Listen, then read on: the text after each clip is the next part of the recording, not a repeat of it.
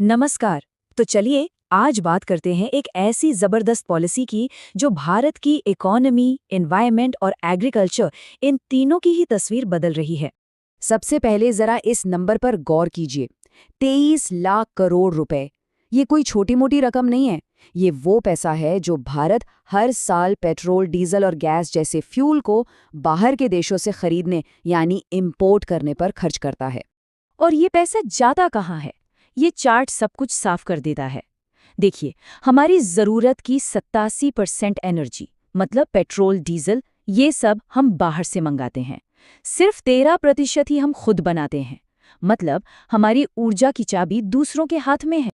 तो चलिए इस प्रॉब्लम को थोड़ा और गहराई से समझते हैं। देखिए, ये सिर्फ पैसों का मामला नहीं है।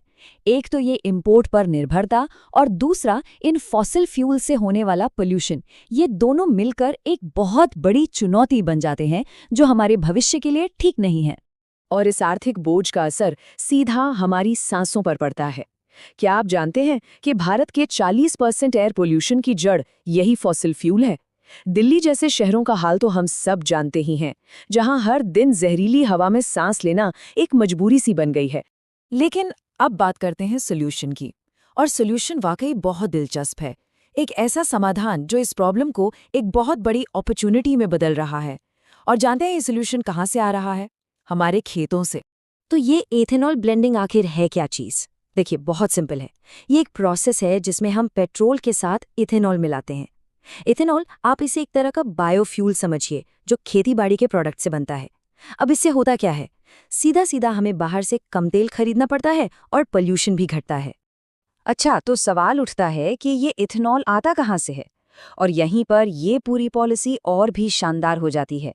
देखिए, यहाँ किसी की थाली से खाना नहीं छीना जा रहा। ये इथेनॉल बन रहा है सरप्लस यानी फालतू बचे हुए माल से, जैसे कि गन्ने का रस, जरूरत से ज्यादा मक्का, टूटा हुआ चावल और तो और पराली से भी।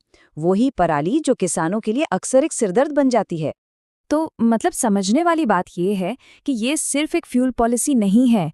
ये एक अकेली पॉलिसी एक साथ 3 मोर्चों पर काम कर रही है।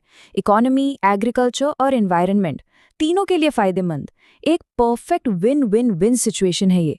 मिनिस्टर नितिन गडकरी की ये एक लाइन इस पूरे बदलाव को बहुत अच्छे से समझाती है। सोचिए, जो किसान